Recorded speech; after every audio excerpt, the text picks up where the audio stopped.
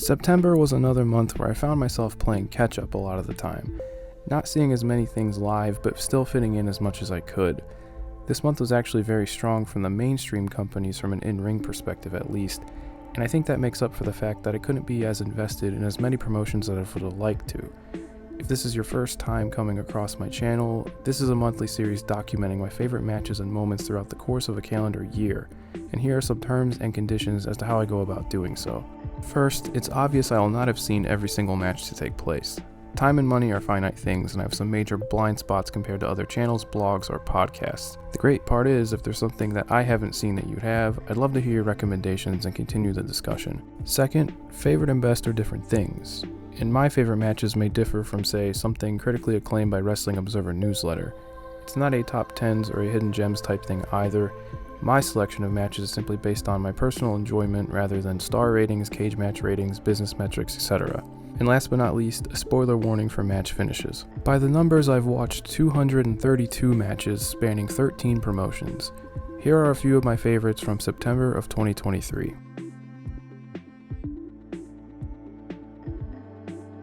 All Out Weekend has always felt like a massive deal, but between all of the drama and it taking place just a week after All In, the vibes were off. Thankfully, the no DQ strap match between Bryan Danielson and Ricky Starks began a run of matches that turned the night into the home run the company desperately needed. Ricky Starks entered the weekend with a chip on his shoulder. It's well documented that it was supposed to be CM Punk as his opponent, and his promo from the previous night was an incredibly genuine airing of his frustrations as much as it was a setup for the reveal of his new opponent, the American Dragon Bryan Danielson. I was fortunate enough to attend this show, and while I was having a good time for the opening bout, it just lacked that magic in the air that a show of this stature usually has. Then the final countdown began to play, and you could feel a shift in the room. Starks acts upon his chip on his shoulder by rushing Danielson before he's attached to the strap. He not only gets as much heat on himself as he can, but by bloodying Danielson, he's already setting him up for a comeback. This is the key to why this match went as well as it did. Starks is very good while riding the line between an outright jerk and a man possessed. As Danielson pointed out in the media scrum though, Starks was able to rise to the occasion and match the Dragon's intensity as he fires up. In his first opportunity to do so, he smacks Danielson in the side of the head with the leather strap, establishing how the rest of this match would go. Visually striking and astonishingly violent. A lot of the ideas present are pretty straightforward. Starks faces the consequences of his arrogance and actions as Danielson absolutely wallops him to the point to where you can hear commentary scoffing or laughing to themselves at the sheer brutality of each strike. Prior to this, Starks draws blood because he gets carried away talking trash to Ricky the Dragon Steamboat. His uncompromising personality is on 10 the entire time, sometimes to his advantage, other times to a fault, though captivating all the same. His facial expressions, especially in the finish, are spectacular, capping off a career performance. Absolute Ricky Starks walked into hell with all of the confidence in the world, and even in defeat, emerged from it a superstar. Bryan Danielson is still Bryan Danielson, and was able to slot right into this match and make magic as he tends to do so, despite only having one arm here, an expert at garnering sympathy as a bloody mess, or coming back in a way that only he can. He is the emotional core to complement Stark's antagonizing presence, and of course, the jaw-dropping violence exchanged between the two. Mix that in with an earnest performance from Ricky Steamboat, and a whole lot of blood, and you have a damn near flawless presentation of professional wrestling. To be completely honest, I was hesitant to rewatch this, as I wasn't sure if I'd like it as much compared to the live experience, and considering my headspace. But it really is just that great. My words can't do it justice. An exceptional match, one of AEW's best ever, and one that reminded me of why I love this stuff in the first place.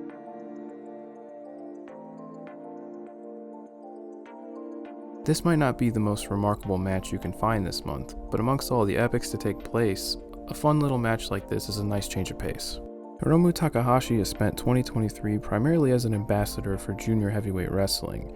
He's appeared all over the place and has played a large part in the All-Star Junior festivals in Japan and America, though most of these guest appearances emphasize novel encounters over match quality. His match with Rising Hayato in All Japan Pro Wrestling was a pleasant surprise, and probably his strongest outing since the Best of the Super Junior tournament.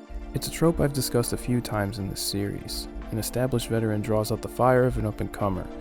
Hiromu seemed more invested here compared to some of his other guest spots, and he gave a lot in this match to Hayato.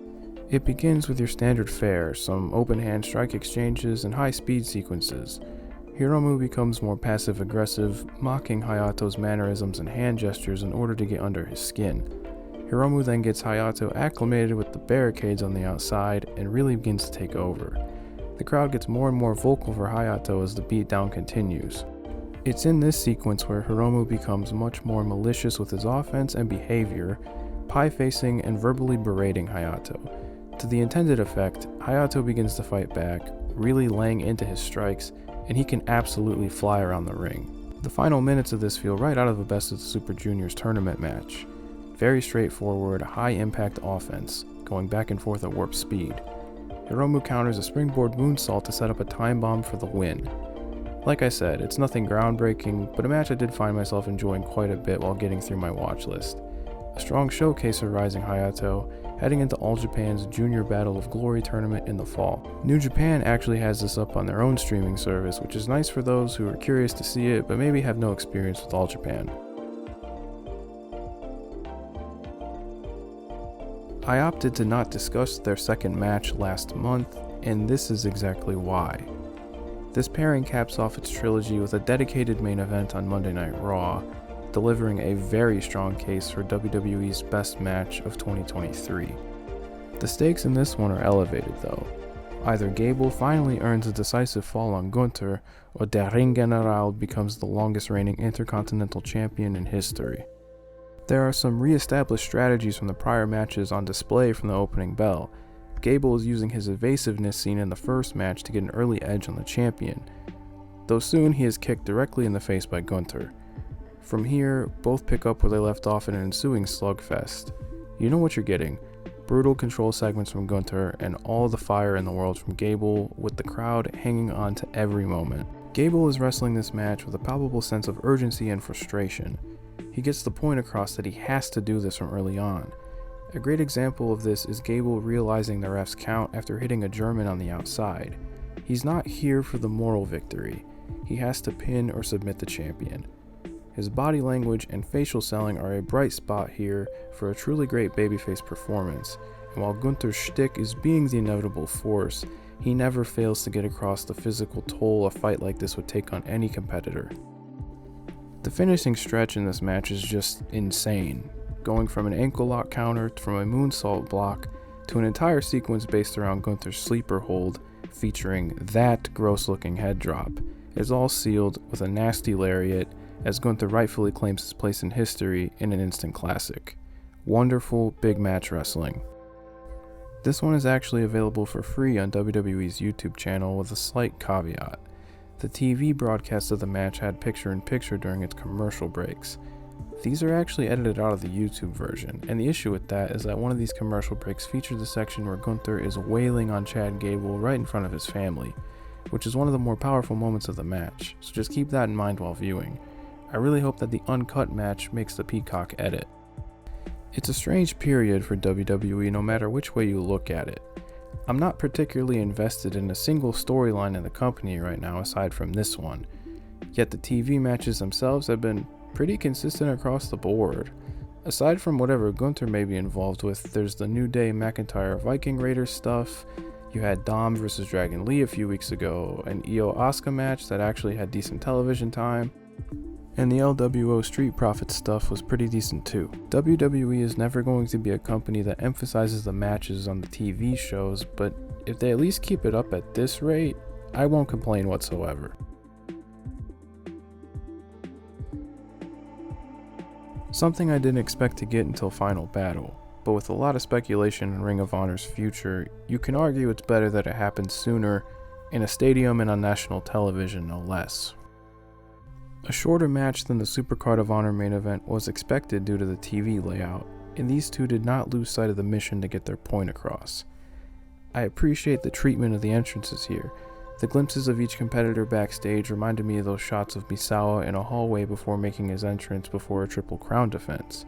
Speaking of, you get the parallels of Misawa and Kawada with their ring gear, and Claudio entering in a Ribera jacket gives off a been there done that energy to towards Kingston's recent success in Japan. It's a strong aspect of Claudio's heel character, still presented as a world-class wrestler with an insufferable pettiness towards someone like Eddie. Ian Riccaboni establishes on commentary that Eddie Kingston's biggest enemy is himself, the reason why he lost back in March, and it was important to do so for an AEW television audience. Kingston is very locked in for this one. He understands he cannot let this pass him by. Not in New York, and not against Claudio. There's no feeling out process here. These two know exactly what to expect out of each other and go for it right away. It never really stops until it's over. This is a bomb fest, plain and simple. Early on, Eddie goes back to the same knee he targeted in their previous match, though Claudio is able to escape and deal with that brutal looking backdrop on the ramp.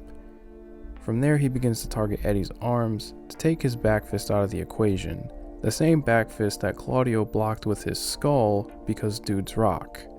This limb work isn't exploited as much as in the previous match, as after the commercial break, they opt for punching each other directly in the face instead, which you could argue is just as viable of a strategy.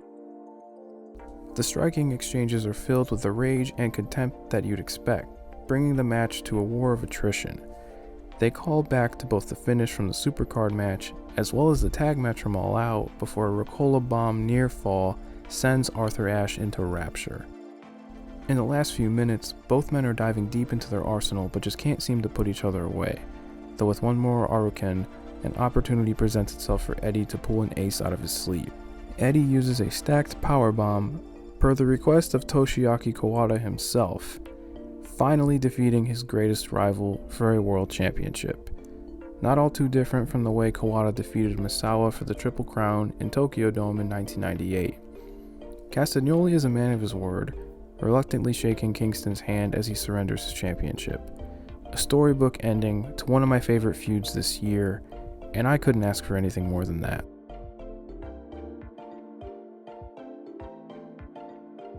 Another entry from Stardom's 5-star Grand Prix tournament makes its way into the series. Unfortunately, I thought the last month of tournament matches was much weaker than what came before. Some of it could be from fatigue, as the tournament is spread out over 3 months, and I did binge watch the September slate, though I did notice a trend that was very frustrating. I'm not going to have a full-blown limb work discussion here, but there are multiple times in the tournament where a match would be completely rooted in this concept, only for it to be abandoned at the climax. The two biggest examples of this were Mina Shirakawa vs Azumi, and Shuri vs Starlight Kid. I didn't hate these matches, but these kind of things hold a match back from being truly great in my opinion. This was not the case with Mina Shirakawa vs Maika on night 20. It's a Mina limb work match that doesn't stray too far from the idea for the entire runtime. The stakes here are pretty high, as the winner would enter the final night of the tournament leading their block. Now, it's important to get out of the way that yes, the match begins with a wacky spot where Maika acts out on a certain fixation, but after that it's all business. Mina immediately begins to target Maika's knees, which is a sound strategy not only to set up her figure 4, but Maika also has a distinct size and strength advantage in the match. Her powerhouse offense comes into play with a vertical suplex right onto the ring apron. Things get more interesting when Mina takes control on the outside, repeatedly dropping Maika knee first onto the floor before some really nasty targeted striking when back in the ring. Maika's selling here is a highlight, and while she is still able to execute power moves, she at least reminds us of the damage sustained. Maika going after Mina's forehead wound was a nice touch as well. They get to trading big offense in the final third, but it ultimately comes back to Mina's game plan: attack the knees and lock in the hold. This results in an extended figure 4 sequence for the finish. Maika desperately holds on to split the points in a time limit draw. I like this a lot, and like I said before, I appreciate that they didn't stray too far from the ideas established in the beginning of the match. The booking raises the stakes for Maika on the final night, as she couldn't rely on another draw to advance. There was a lot of discourse over the final night, and while I'm indifferent to a lot of it, I think you have to consider how many changes were required due to 4 participants dropping out of the tournament due to injury. It may not have lived up to expectations, but it was an easy watch if you haven't seen it yet. Azumi vs Momo and the final itself I think are worth your time. And before I go, here are some honorable mentions that weren't brought up in previous entries. Jon Moxley vs. Orange Cassidy from All Out, a tremendous main event that shattered my expectations. I simply felt stronger about the strap match. Chris Statlander vs. Emi Sakura from Dynamite on September 6th, a short, incredibly efficient TV match in a growing list of highlights for Statlander since returning from injury. The DDT vs. All Japan feud throughout September. It had a couple of fun matches, especially the insane brawl from September 8th that captures the intensity of what interpromotional warfare should be. Big Boss Shimizu's matches against the Reiwa Generation and Dragon Gate. It was a bit of a downer month for Dragon Gate, with TN Revolution bursting onto the scene only to get seriously injured, but Shimizu remains a bright spot of the company, and his run of singles matches are easily something worth tuning in for. Roderick Strong vs. Darby Allin from Collision on September 9th. I love this match, I just had a lot of AEW on here to begin with. Roddy is a no-brainer as far as complimenting what Darby does well, and to no surprise it was great. Hanan vs. Momo Watanabe from Stardom on September 17th. A litmus test match for Hanan as Momo puts in a particularly mean shift. Simple and effective stuff that I very much enjoyed. Strong Hearts vs. Zenichi Shinji Dai from GLATE, September 20th. A preview tag for the Ishikawa T-Hawk match that's a whole lot of fun, especially with the interactions between Ishikawa and Lindaman. Seeing the G-Rex and Triple Crown champions in the same match is pretty cool. The entire September 23rd episode of Collision, in my opinion, one of the best episodes of wrestling television all year.